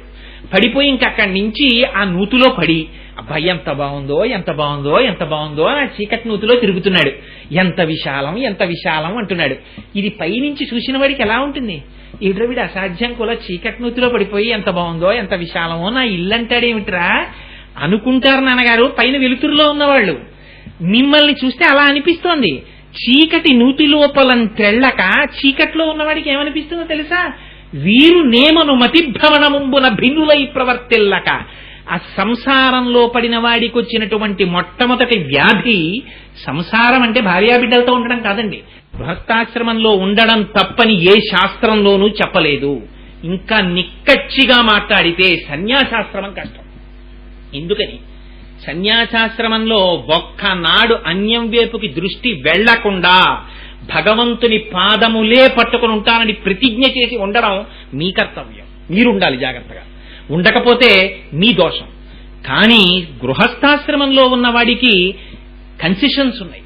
ఒక మధుర పదార్థం, ఇవాళ ఉగాది పండగ, బొబ్బట్లు తినండి, బూర్లు తినండి, హాయిగా వండుకుంటారు, పరమేశ్వరుడికి నైవేద్యం పెట్టుకుంటారు, స్వామి నీ కృప అంటారు, తింటారు, ఏమి ఇబ్బంది లేదు. బాబు బొబ్బట్లు బాగుందండోయ్ అంటారు. ఒక సన్యాసి బాబు బొబ్బట్లు బాగున్నాయండోయ్ అని రుచికి లొంగిపోతే బాగుండదు. అందుకని గృహస్థాశ్రమంలో ఉన్నవాడు తక్కువ వాడు ఏం కాడు, వాడి హాయిగా ఉండొచ్చు. అనుభవి గృహస్థాశ్రమంలో ఉండి అన్నమాచార్యులు వారు తరించలా? ఏం గృహస్థాశ్రమంలో ఉండి పోతన గారు తరించలా? గృహస్థాశ్రమంలో ఉండి తిక్కన గారు తరించలా? గృహస్థాశ్రమంలో ఉండి ఎంత త్యాగయ్య గారు తరించలా? శ్యామశాస్త్రి గారు తరించలా? ఎంతమంది తరించలేదు? ఏ గృహస్థాశ్రమంలో ఉన్న వాళ్ళందరూ మూఢులు, పనికిరాని వాళ్ళు, నాశనమైపోతున్న వాళ్ళైతే వీళ్ళందరూ కూడా ఎప్పుడూ అధోగతి పాలైపోవాలి. సన్యసించి మోక్షం పొందిన వాళ్ళకన్నా గృహస్థాశ్రమంలో ఉండి మోక్షం పొందిన వాళ్ళు చాలా మంది ఉన్నారు. కాకపోతే మార్గం తెలియాలంతే. తాళం ఇటు తిప్పడం వస్తే ఇబ్బంది ఏం లేదు. తాళం ఇటు తిప్పడం వస్తేనే ఇటు తిరిగి తాళం పడిపోయి ఉంటుంది. ఇట్లా రానప్పుడు ఈ వస్త్రాలు ఎన్ని మార్చినా ఒకటి. అందుచేత వటుర్వా గేహీవా ఇతిరపి జటీవా తదితరో నరోవా యక్కశ్చిద్భవతు భవకింతేన భవతి యదీయం హృత్పద్మం యది భవతధీనం పశుపతే తదీయస్తం శంభో భవసి భవభారంచ వహసి అన్నారు శంకర భగవత్పాదులు. నాకు కావలసింది నీ మనఃపుష్పాన్ని అక్కడ పెట్టావా లేదా, అది నాకు కావలసింది. అందుకని ఆ హిరణ్యకశిపుడు అడిగితే చీకటి నూతి లోపలంత్రెళ్ళక, ఆ చీకటి నూతిలో పడి వాళ్ళు నేను వాళ్ళు నేను వాళ్ళు నేను అని రెండు చూస్తూ ఎప్పుడు శత్రుత్వాలు పెంచుకుంటూ ఇందులో పడి కొట్టుకునే కన్నా అంతా శ్రీ మహావిష్ణువు తప్ప వేరొకటి లేడనుకున్న వాడికి అరణ్యానికి వెళ్ళిపోతే మాత్రం లోటేం వచ్చింది నాన్న. అందుకని చీకటి నూతి లోపలంత్రెళ్ళక వీరు నేమను మతిభ్రమణంబున భిన్నులై ప్రవర్తిల్లక సర్వమున్నాతని దివ్య కళామయమంచు విష్ణునందుల్లము చేర్చి తారడవి నుండుట మేలు నిశాచరాగ్రణి. ఎక్కడున్నా పర్వాలేదు నాన్నగారు. అరణ్యం అన్న మాట ఎందుకు వాడారో తెలుసా అండి? శంకర భగవత్పాదులు కూడా ఓ చోట వాడారుదండి. సౌందర్యలహరిలో దృశాద్రాఘీయస్యాదరదలిత నీలోత్తల రుచా దవీయాంసం దీనం స్నపయ కృపయా మమపి శివే అనేనాయం ధన్యో భవతి నచతే హానిరియత వనేవా హర్మ్యేవా సమకర నిపాతో హిమకర అని వనేవా అని అరణ్యాన్ని వాడారు. అరణ్యం భయానికి గుర్తు. క్రూర మృగాలుంటాయి. అరణ్యానికి వెళ్ళిపోతే ఉండేవి క్రూర మృగాలు ఈ శరీరాన్ని చంపుతాయి. ఈ నిరంతరం చచ్చిపోయి ఈ శరీరం కాకపోతే ఇంకో శరీరం పట్టుకు తిరిగేది అజ్ఞాన తాదాత్మ్యం చేత. అజ్ఞాన తాదాత్మ్యం ఈ సంసారం అంటే అది. సంసారం అంటే బయట ఉన్నది సంసారం కాదు, ఈ లోపల ఉన్నది సంసారం. దీంట్లో ఎంతమందితో సంబంధాలు, ఎంతమందితో బాధ్యతలు, ఎన్ని పెంచుకుంటే అంత సంసారం ఉన్నట్టు. వాడు ఎక్కడికి వెళ్ళినా భార్య బిడ్డలు పరమేశ్వరుని యొక్క విభూతిని తెలుసుకుంటూ ఎప్పుడూ మనస్సులో పరమాత్మని పెట్టుకున్నవాడు ఇంట్లో ఉన్న సన్యాసి, బయట ఉన్న సన్యాసి. వాడు ఎప్పుడూ సంసారమునందున్న సన్యాసి. వాడు తరించి తీరుతాడు. దానికి ఎందరో ఉదాహరణలు ఉన్నారు. ఉండకూడనిది రెండు చూసి పతనం అవ్వకు నాన్న అన్నాడు. అందుకని ఇల్లును చీకటి నూటి లోపలంత్రెళ్లక వీరు నేమను మతిభ్రమణంబున భిన్నులై ప్రవర్తిల్లక సర్వమున్నాతని దివ్య కళామయమంచు విష్ణునందుల్లము చేర్చి తారడవి నుండుట మేలు నిశాచరగ్రణి అన్నాడు. అంటే ఎంత ఆశ్చర్యం అంటే హిరణ్యకశిపుడు పక్కున నవ్వాడు. నవ్వి ఆయన్ని చూసి అన్నాడు ప్రహ్లాదుణ్ణి, నాకున్ చూడగ చొజ్జమయ్యడిదిగా నా తండ్రి, ఈ బుద్ధిత నీకున్ లోపలతోచెనో, పరులు దుర్నీతుల్ పఠింపించిరో, భార్గవుల్ ఏకాంతంబున బోధనలు చేసిరో, ఈ వైకుంఠుండు కృతాపరాధుడతనిన్ వర్ణింప నీకేటికి. అయ్యో నిన్ను చూస్తే నవ్వొస్తోందిరా రే పిల్లాడా, రాదండి మంచి మాటలు చెప్పినటువంటి వాణ్ణి, ఏకాదశి వ్రతం చేసేవాణ్ణి, భూషయనం చేసేవాణ్ణి, ఇంట్లో ఉండి కూడా ఎప్పుడు ఉపవాసం చేసుకునేవాణ్ణి, భగవంతుణ్ణి పట్టుకుని పూజ చేసుకునేవాణ్ణి చూసినటువంటి వాడికి, లౌకికమైనటువంటి వ్యాసాంగమునందు నిమగ్నమైపోయిన వాడికి వాడు ఎందుకు పనికిమాలిన వెర్రివేళ్లే కనపడుతుంటాడు. కానీ ఎవడు ఉద్ధరింపబడుతున్నాడో, ఎవడు పతనమైపోతున్నాడో పరమేశ్వరుడు తీర్పిచ్చిన నాడు తెలుస్తుంది. అందుకని హిరణ్యకశిపుడు అంటాడు ప్రహ్లాదుణ్ణి చూసి, నాకున్ చూడక చోద్యమయ్యడిదిగా నా తండ్రి, నిన్ను చూస్తే నాకు చాలా ఆశ్చర్యంగా ఉందిరా, నవ్వొస్తోంది. ఈ బుద్ధిదా నీకు లోపలతోచెనో, ఏమిట్రా అలా మాట్లాడతావు, ఈ బుద్ధి నీకే పుట్టిందా, పరులు దుర్నీతులు పఠింపించిరో, ఎవరైనా దుష్టబుద్ధి కలిగిన వాళ్ళు నీకన్నీ ఇలాంటివి చెప్తున్నారా ఏమిటి, రెండు చూడకూడదు అంతా భగవానుడే అని చూడమన్నాడు ప్రహ్లాదుడని వాడికి అంత కోపం. అందుకని పరులు దుర్నీతులు పఠింపించిరో, లేకపోతే ఏకాంతంబున భార్గవులు పలికిరో, పైకి పిల్లలందరితో కూర్చోపెట్టి నీకు ఇలాంటి పాఠాలు చెప్పి నీ గురువులు చాటుకి తీసుకెళ్లి నీకు ఇలాంటి పాఠాలు ఏమైనా చెప్తున్నారు ఏమిట్రా, ఇది వాడి గురువుల మీద ఉన్న శ్రద్ధ. ఏకాంతంబున భార్గవులు పలికిరో, ఈదానవ శ్రేణికిన్ వైకుంఠుండు కృతాపరాధుడు. ఈ రాక్షసులందరికీ కూడా వైకుంఠుడైనటువంటి శ్రీమన్నారాయణుడు కృతాపరాధుడు, అపరాధం చేశాడు. అదిట శ్రీ మహావిష్ణువు చేసింది. వర్ణింప నీకేటికి, ఆ విష్ణుమూర్తిని వర్ణిస్తావేమిట్రా నువ్వు, అలా వర్ణించకూడదు నాన్న, నీకు ఆ బుద్ధి ఉండకూడదురా అన్నాడు.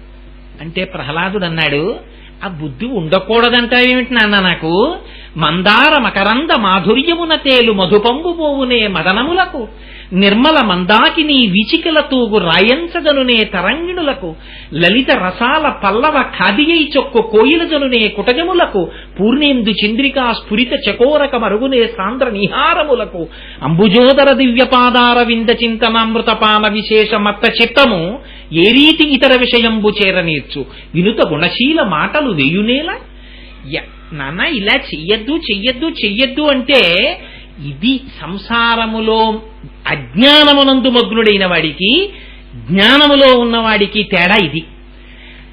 వద్దు వద్దంటావు కదా, నీకు సంసారంలోంచి మనస్సు భగవంతుడి దగ్గరికి ఎలా వెళ్ళదో అలా నా మనస్సు కూడా మందార మకరంద మాధుర్యమున తేలు మధుపంబు పోవునే మదనములకు.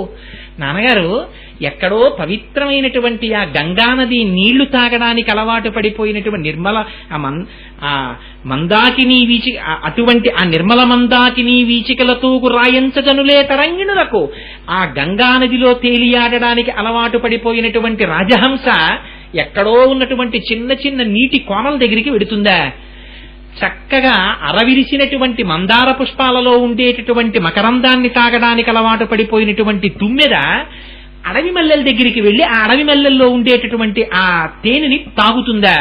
నిరంతరం శ్రీమన్నారాయణుని యొక్క పాదముల నుంచి స్రవించేటటువంటి మకరందాన్ని తాగి మత్తెక్కిపోయినటువంటి నా మనస్సు ఇవాళ కొత్తగా సంసారంలో ప్రవర్తించి, వాళ్ళు వేరు మనం వేరు, విష్ణువు వేరు మనం వేరు, విష్ణువుని శత్రువుగా చూడమంటే చూస్తుందా? నేను చూడలేను నాన్న. అంబుజోదర దివ్య పాదారవింద చింతనామృత పాన విశేష మత్త చిత్తము ఏ రీతి ఇతర విషయంబు చేరనేర్చు వినుత గుణశీల మాటలు వేయునేలా. నాన్న నువ్వు 1000 మాటలు చెప్పు, నాకు ఆ తేనె తాగడం అలవాటు పడిపోయింది నాన్న. నాకు అంతటా బ్రహ్మము తప్ప వేరొకటి కనపడదు, నాకు అంతటా విష్ణువే కనపడుతున్నాడు, అందుకని నేను ఈ మాటలు నేను మాట్లాడలేను, నాకు 2 కనపడవు నాన్న. వైకుంఠుండు కృతాపరాధుడంటే ఎంత తప్పు నాన్న మాట నాకన్నాడు. అంటే ఎక్కడ లేని కోపం వచ్చింది. తోసి అవతల మారేశాడు తొడమించి. ఎవడ్రా నీకు ఈ పాఠాలు చెప్పినవాడు అన్నారు. అని గురువుల వంక చూశాడు. పాపం వాళ్ళు గడగడ వణికిపోతూ వచ్చి, అయ్యో మేము చెప్పలేదండి, ఈ పాఠాలు అసలు మేము ప్రిస్క్రైబ్ చేసిన సిలబస్లో లేవు, వీడు ఎక్కడి నుంచి చదివాడో ఎప్పుడు ఎక్కడి నుంచి పట్టుకొచ్చాడో అని మేము ఎప్పుడైనా చెప్పామా నీకు ఈ పాఠాలను అడిగారు. ఎప్పుడూ చెప్పలేదు. మరి ఎక్కడి నుంచి వచ్చాయి నీకు ఈ పాఠాలు? చందనపు వంశంలో పుట్టకూడనటువంటి మొక్క పుట్టినట్టు పుట్టావు కదరా రాక్షస వంశంలో నువ్వు. తులసివనంలో గంజాయి మొక్క పుట్టినట్టు అంటామే, అలా పుట్టాడు వాళ్ళ దృష్టిలో రాక్షస వంశంలో ప్రహ్లాదుడు. అందుకని ఈయన్ని శిక్షించవలసిందే అన్నారు. అంటే పాపం తీసుకెళ్లారు. లేదు ఇంకొక అవకాశం ఇవ్వండి, మళ్లీ పాఠాలు నేర్పుతామన్నారు. మళ్లీ తీసుకుని వెళ్ళిపోయారు ఆ పిల్లవాడిని. తీసుకెళ్లిపోయి ఏదో పాఠాలు అవి నేర్పడం మొదలుపెట్టారు. మళ్లీ కొంతకాలం అయిపోయింది. హిరణ్యకశిపుడు రాజ్య పరిపాలన చేస్తున్నాడు కానీ కడుపులో మాత్రం బెంగుండిపోయింది. ఏమిటో పిల్లాడు పాడైపోతున్నాడని బెంగ. ఎన్ని ప్రమోషన్లు వచ్చేస్తున్నా, తాను ఎంత ఉద్యోగంలోకి వెళ్ళిపోతున్నా కొడుకు భ్రష్టుడైపోతున్నాడు అనుకోండి, తండ్రికి చింతగా ఉంటుంది. ఏమిటో నేనంటే ఇంత ఆఫీసర్ని కానీ ఆ కొడుకు గురించే చింతగా ఉంది. ఎవరైనా కనపడి ఏమండి మీ అబ్బాయికి నేనే బెయిల్ ఇచ్చాను మొన్న అన్నాడు అనుకోండి, ఆ తండ్రి ఎంత ఆఫీసర్ అయితే ఏమిటి. అలా ఏమిటో నేను ఇంతమందిని కొట్టాను, ఇంత సంపాదించాను, ఇంత తీసుకొచ్చాను, వీడేమిటో అన్ని విష్ణు అంటాడు, వీడు మారతాడో మారడో అని బెంగే పాపం హిరణ్యకశిపుడికి. అందుకని మళ్లీ కొంతకాలం అయింది. ఆ కొడుకు మీద భ్రాంతి ఉండిపోయింది, వాడు ఏమన్నా మారాడా లేడా అని. మళ్లీ కబురు చేశాడు, రమ్మన్నాడు. మళ్లీ వచ్చాడు ఆయన. మళ్లీ సహజం, మళ్లీ తొడ మీద ఎక్కించుకున్నాడు, మళ్లీ కూర్చోపెట్టాడు. ఈ మాటైనా తన గురించి ఏమన్నా చెప్తాడేమో అనుకున్నాడు. అనుకుని, ఒరే నాన్న నీకు గురువులు చాలా విద్యలు నేర్పామంటున్నారా, నీకు బాగా నచ్చినటువంటి ఒకే ఒక్క పద్యం చెప్పు చాలు. నువ్వు ఎక్కువ చెప్తే నాకు భయం వేస్తోంది, గతసారి అలా చెప్పావు, వద్దు, ఒక పద్యమే చెప్పు, ఆ పద్యానికి తాత్పర్యం చెప్పన్నాడు. అంటే ఆయన అన్నాడు, తప్పకుండా చెప్తాను నాన్న, ఇలా నువ్వు ఎప్పుడు అడుగుతావు ఎప్పుడు వింటావనే నా తాపత్రయం అంతా, చెప్తాను వినన్నాడు. తన హృద్భాషల సఖ్యముల్ శ్రవణమున్ దాసత్వమున్ సేవయు వందనార్చనముల్ చింతనంబు సంకీర్తనంబను 9 భక్తి మార్గముల సర్వేశున్ హరిన్ సేవించి సజ్జనుడయ్యుండుట భద్రమంతు తొలతున్ సత్యంబు దైత్యేశ్వర అన్నాడు.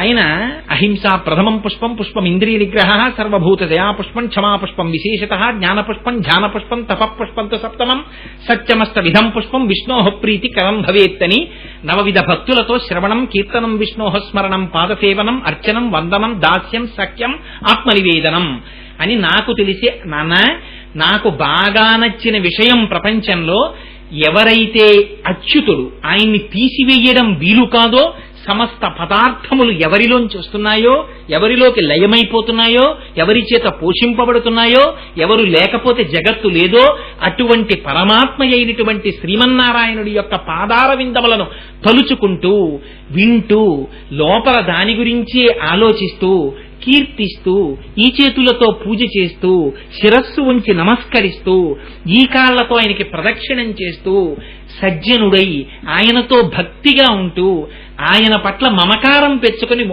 పెంచుకుని ఉండడమే శ్రేయోదాయకమని నేను నమ్ముతున్నాను నాన్న, అదే నాకు తెలుసున్న సత్యం అన్నాడు. ఏరా నువ్వు మళ్లీ మొదలు పెట్టావు ఇవన్నీ, నీకు ఎవరు నేర్పారా ఈ విషయాలన్నీ అని అడిగాడు. చదివించిరి ననుగురువులు చదివితి ధర్మార్థముఖ్య శాస్త్రంబులునే చదివినవి కలవు పెక్కులు చదువులలో మర్మం ఎల్ల చదివితి తండ్రి అన్నాడు.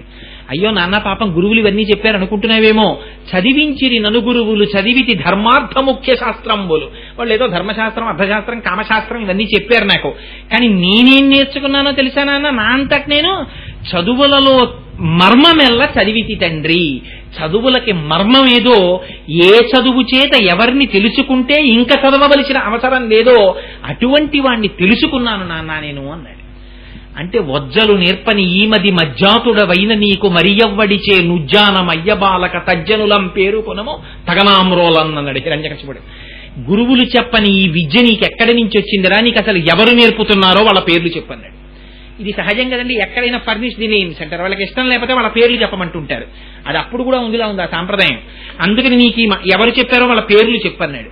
అంటే ఈయనన్నాడు, ఇవాళ నువ్వు వేసిన ప్రశ్న కాదు నాన్న, ఇది చాలా మంది భగవంతుడి గురించి 4 మాటలు చెప్తే అజ్ఞానంలో సంసార లంపటంలో ఇరుక్కుపోయి భగవంతుని యొక్క దర్శనం ఇక్కడ చెయ్యాలన్న తాపత్రయం లేని వాళ్ళు చెప్పేటటువంటి మాటలు ఇవే.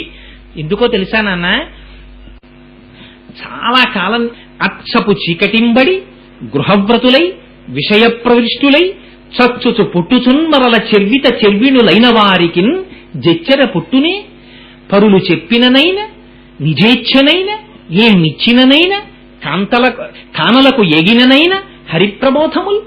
నాన్న, అజ్ఞానంలో పడి కొట్టుకుంటున్నటువంటి వాడికి ఇతరులు వచ్చి చెప్పని, తనంత తాను తోచదు, ఒకడు చెప్తే వినడు, లేదా వాడిని అరణ్యాలకి పంపించేసినా సరే వాడికి మాత్రం ఒక్క నాటికి భగవంతుని యొక్క భక్తి ఏర్పడదు. ఏర్పడకపోగా ఇదిగో ఇటువంటి ప్రశ్నలన్నీ వస్తాయి.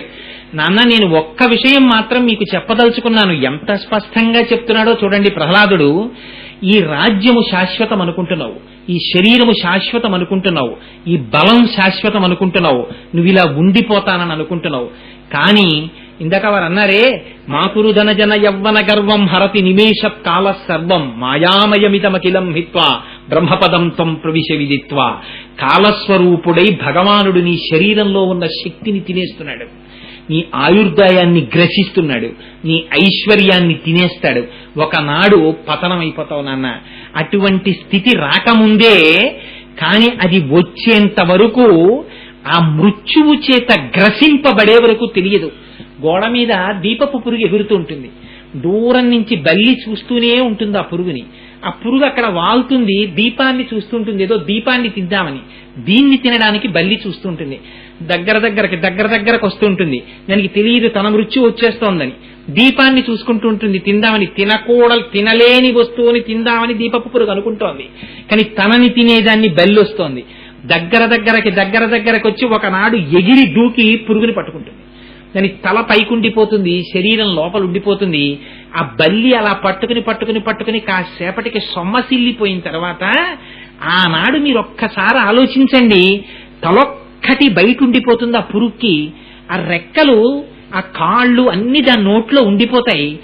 ఆ విషాన్ని దాని శరీరంలోకి ఎక్కించేస్తుంటుంది. శోష వచ్చి స్పృహ తప్పిపోతూ ఉంటుంది. ఆ రెక్కలు కొట్టుకుంటూ ఉంటుంది, బయట పడిపోవాలనుకుంటుంది, కానీ బయటికి రాలేదు. ఎందుకని గట్టిగా పట్టుకుంది బల్లి. ఇది బాగా శోషించిపోయిన సమయాన్ని చూసి ఒక్కసారి నోరు విప్పి ఇలా అంటుంది, ఇంకొంచెం లోపలికి వెళ్ళిపోతుంది. అలా కొద్దిగా ఆఖరికి మింగేస్తుంది. అలా మృత్యు వచ్చి పట్టుకున్న తరువాత ఈ లోపల ఉండేటటువంటి శరీరములోని సంధులు ప్రజ్వల రూపంలో ఒక్కసారి ప్రవేశించిందా, సంధిబంధములు క్షీణించిపోతాయి, శక్తి ఉడిగిపోతుంది, మంచమున పడిపోతావు. అప్పుడు నువ్వు చేద్దామన్నా నీకు కుదరదు. కానీ ఈ మాట తలకెక్కదు నాన్న. ఎందుకో తెలుసా? బాహ్యంలో ఉన్నవన్నీ రక్షిస్తాయని ఒక భ్రాంతి, ఐశ్వర్యం చూసుకుని భ్రాంతి, తన విద్య చూసుకుని భ్రాంతి, తన రూపాన్ని చూసుకుని భ్రాంతి, ఈనాడున్న బలాన్ని చూసుకుని భ్రాంతి. ఇవి ఉంటాయనుకోకు నాన్న. అంధేంధూతయముల్, మహాభగిర శంఖారావముల్, మూక సద్గ్రంథావళి ఆఖ్యానముల్, ఆ తరువాత నపుంసక వధూ కాంక్షల్, హోమ భస్మ హవ్యంబులు, లుబ్ధ ద్రవ్యంబులు, క్రోడ సద్గంధంబులు, హరిభక్తి వర్జితుల వృధారిక్త సంసారములు. నాన్న, అంధేందోదయముల్, బాగా పండు వెన్నెల కాస్తున్న చోటికి పుట్టుగుడ్డు వాడిని తీసుకెళ్లి అక్కడ నించోపెట్టి వెన్నెల ఎంత బాగుందిరా అంటే వాడు కంటితో చూడగలడా నాన్న? ఇంద్రియముల యొక్క లౌల్యమునకు లొంగిపోయి సంసారమునందుండిపోయిన వాడికి కూడా అంతే, వాడు భగవంతుడి వైపుకి తిరగడం. అంధేంధోదయముల్, మహాభిజర శంఖారావముల్. చెవిటివాడి దగ్గరికి వెళ్ళి శంఖం ఊది నాదం ఎలా ఉందంటే వాడికి వినపడుతుందా? మూక సద్గ్రంథాఖ్యాపనముల్, మూగివాడితో ఒక మంచి పుస్తకం చదివించి వారు ఉపన్యాసం చెప్తారని తీసుకొచ్చి కూర్చోబెడితే ఆయన చెప్పగలడా? నపుంసక వధూకాంక్షల్, నపుంసకుడైనటువంటి వాడికి అందమైన స్త్రీ పట్ల కాంక్ష కలిగితే మాత్రం తీరుతుందా? నపుంసక వధూకాంక్షల్, లుబ్ధద్రవ్యంబులు, అపారమైన ఐశ్వర్యం ఉంది, కానీ వాడు నయా పైసా ఎవరికి ఇవ్వడు. అటువంటి వాడి ఐశ్వర్యం వల్ల సమాజానికి ప్రయోజనం ఉందా? కృతజ్ఞావళి బంధుత్వంబులు. వాడు ఒకడికి ఉపకారం చేయడు, ఉపకారం చేసిన వాడికి అపకారం చేస్తాడు. అటువంటి కృతజ్ఞుడితోటి వాడికి బంధుత్వం ఉంది, పనికొస్తుందా? క్రోఢ సద్గంధంబులు. పందికి పన్నీరు తీసుకెళ్లి వాసన చూడమంటే పనికొస్తుందా? హరిభక్తి వర్జితుల వృధారిక్త సంసారముల్. ఈయన ఒక పెద్ద ప్రిస్క్రిప్షన్ ఇచ్చాడు ప్రహ్లాదుడు. ఇప్పుడు వేరొకటి అక్కర్లేదండి. ఈ ప్రిస్క్రిప్షన్ చేతిలో పట్టుకుంటే ఒక్కొక్కళ్ళు మనకి సమాజంలో తారసిల్లుతుంటారు. ఏంటంటే వాడి గొప్ప, నా సంగతి తెలియక అంటుంటాడు. ఇలా గుండెలు చూపించుకుని అనేక రకాలుగా ఏంటనుకుంటున్నారు, నేను ఏమైనా చేస్తాను, నాకున్న పవర్ అటువంటిది అంటుంటాడు. ఈ పవర్ని 58 ఏళ్ళు వచ్చే వరకు నువ్వు అనకూడని ఈ మాట అన్నందుకు పరమేశ్వరుడు ఆగ్రహిస్తే నువ్వేమైపోతావు? ఒక భక్తుడి జోలికిడితే ఏమైపోతావు? గమనించుకుంటున్నావా? ఇలా అన్నప్పుడల్లా వీళ్ళందరూ హరిభక్తి వర్జితుల వృధారిక్త సంసారములు. వీళ్ళందరిటువంటి వాళ్ళంటే ఇన్ని ఉపమానాలు చెప్పారు ప్రహ్లాదుడు. వీళ్ళకి భగవంతుడు అక్కర్లేదు. ఎంత చెప్పినా ఇదిగో వీళ్ళందరూ ఎలా అనుభవించలేరు, వీళ్ళందరూ భగవంతుడిని అలా దర్శనం చేయలేరు. వాడికి భగవంతుడే ఇంటికొచ్చినా వాడు దర్శనం చెయ్యలేడు. ఎందుచేతనంటే వాడి కళ్ళు మూసేసుకున్నాడు. వాడి హరిభక్తి వర్జితుల వృధా రిక్త సంసారములు. ఆ సంసారం కాదన్నారు. ఎక్కడ పరమాత్మ యందు భక్తితోడి భార్యాభర్తలు పిల్లలున్నారో అది సంసారం. అది సంసారము కాదని ప్రహ్లాదుడు చెప్పలేదు. మీరు గుర్తుపెట్టుకోవాలి. పరమభక్తితో ఉన్నటువంటి ఇల్లు దేవాలయమే. ఒక మహాత్ముడై పరమభక్తి తత్పరుడైనటువంటి వ్యక్తి నడయాడినటువంటి ప్రాంతము క్షేత్రమే. అది ఇల్లు కాదు, అది క్షేత్రమై భాసిల్లుతుంది. ఆయన ఉన్నంతకాలం ఎందరో మహాపురుషులు ఆయన కోసం వస్తూనే ఉంటారు ఆ ఇంటికి. ఎందరో భాగవతుల పద రజస్సు పడుతూనే ఉంటుంది ఆ ఇంట్లో. అందుచేత హరిభక్తి వర్జితుల వృధారిక్త సంసారముల్. ఆ భక్తి లేనటువంటి వాళ్ళ సంసారాలు మాత్రం ఇదిగో ఇటువంటివి అని పెద్ద చిట్టా ఇచ్చాడు. ఇన్ని విని కూడా ఆ హిరణ్యకశిపుడికి ఎంత ఆగ్రహం వచ్చిందంటే, ఒరే వీడికి రావలసిన జ్ఞానం రావట్లేదు సరికదా, నన్ను ధిక్కరిస్తున్నాడు, వీడిని సంహరించండి అని తోసిపారేశాడు. సంహరించండి అని తండ్రి తోసేస్తే ఉన్నవాళ్ళెంత మూర్ఖులో చూడండి. మన రాక్షస వంశంలో శ్రీ మహావిష్ణువుని పొగిడేవాడు పుట్టడమా అని ఇవి ఎక్కడో ఉండవండి. నేను బహిరంగ వేదిక మీద చెప్పకూడదు, కానీ ఇంట్లో పిల్లాడు ఒక్కసారి పూజామందిరం దగ్గరికి వెళ్ళి తువ్వాలు కట్టుకుని శుక్లాంబరధరం విష్ణుం శశివర్ణం చతుర్భుజం అని ఎక్కడ స్కూల్లో మాస్టర్ చెప్పారని ఒక శ్లోకం జరిగితే, నువ్వు ఇవన్నీ పెట్టుకుంటే బాగా వృద్ధిలోకి వచ్చినట్టే, నీకెందుకురా ఇప్పుడే ఇవన్నీ కాదు, సైన్స్ చదువు, అది భిక్ష అన్న తండ్రి హిరణ్యకశిపుడే. ఎందుకు? జాతికి సంస్కారం లేని చదువు బరువు, సంస్కారముతో కూడిన చదువు జాతికి ఆస్తి. ఇది అక్కర్లేదన్నారు. అదే రాక్షసులంటే వాళ్ళేం వేరుగా ఉండరు.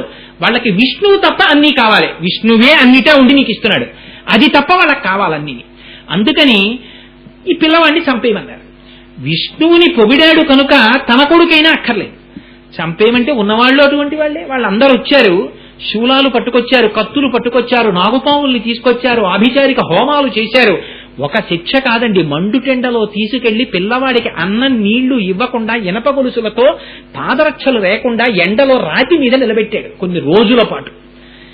చచ్చిపోతాడేమో కొడుకని గదల చేత మృత్తించాడు, కత్తులతో కోయించాడు, పాములతో కరిపించాడు, మంత్రవేత్తల్ని తెచ్చి హోమాలు చేయించాడు, శూలాలతో పొడిపించాడు, అగ్నిహోత్రంలో తోసేశాడు, పర్వతాల నుంచి కిందకి తోయించాడు, చెట్ట చివర బెంగ పెట్టుకు చచ్చాడేమని, వీడు చావడేమని. అది విచిత్రం. ఏమిట్రా ఇంత చేశాను, వీడు చావడేమిటని. ఆయన తన్ను నిశాచరుల్ పొడవ దైత్యకుమారుడు మాటిమాటికో పన్నగసాయి, ఓ ధనుజభంజన, ఓ సర్వాపన్న శరణ్య, ఓ జగదీశయంచు నుతించు కాని తా కన్నుల నీరుతాడు భయకంప సమేతుడు కడుభూవర. ఒక పక్క గద తెచ్చి కొడుతుంటే ఇది మా స్వామి కౌమోదకం, మా స్వామి చేతిలో ఉన్న గద అని ఆ గదకి నమస్కారం చేస్తున్నాడు. యద్భావం తద్భవతి. ఎలా చూస్తున్నాడో అది విష్ణు అయింది. నేను ఇందాక చెప్పానే, ఈ చెయ్యి ఈ లెంపని కొడుతుందా? అందులో ఉన్న విష్ణువు ఆ విష్ణువు యొక్క అంగమై నిలబడితే ఇది దాన్ని ఏం చేస్తుంది? అందరికీ ప్లేగ్ వచ్చి చచ్చిపోతే శవాలు తింటుండేవి పులులు వచ్చి, రమణులు వచ్చి బయట శిల మీద కూర్చునేవారు. పులులు వస్తుంటే శిష్యులు పారిపోయేవారు. రమణ మహర్షి అదొక రూపాన్ని పొందిన పరమాత్మ అని వ్యాఘ్రేశ్వరుడు. అనుకుని చేతి కింద చేయి పెట్టుకుని గడ్డం పెట్టు కూర్చునేవారు. ఆ పులులన్నీ వచ్చి ఆ బండరాయి చుట్టూ కూర్చుని కాసేపు ఆయన వంక చూసేవి, వెళ్ళిపోయేవి. ఆత్మతత్వాన్ని దర్శించగలిగిన వాడికి సర్వత్ర పరమాత్మ కనపడతాడు. ఇందులో అందులో అని కాదు, దృశ్యతే శ్రూయతే పివా, వింటున్న దాంట్లో చూస్తున్న దాంట్లో బ్రహ్మమును చూస్తాడు. అందుకని ఆ ప్రహ్లాదుడికి శత్రువు కనపట్టలేదు. వాళ్ళు గదలతో కొడుతున్నా, కత్తులతో పొడుస్తున్నా, శూలాలు తెచ్చి పొడి చేస్తున్నా ఆయన తన్ను నిశాచరులు పొడవ. ఆ మాటలు చూడండి పోతన గారివి. నిశాచరులతో వాళ్ళు చీకట్లో తిరిగేవాళ్ళు, వాళ్ళు అజ్ఞానులు. వాళ్ళు దేన్ని చంపుతారు? శరీరాన్ని చంపుతారు. లోపలున్న ఆత్మని వాళ్ళు ఏం చేయగలరు? వాళ్ళు ఏం చెయ్యలేరు, అది వాళ్ళకి తెలియదు. అంతటా ఆత్మగా చూస్తున్నవాడు, వెలుతురులో ఉన్నవాడు. ఆయన్ని వీళ్లు పొడుస్తున్నారు.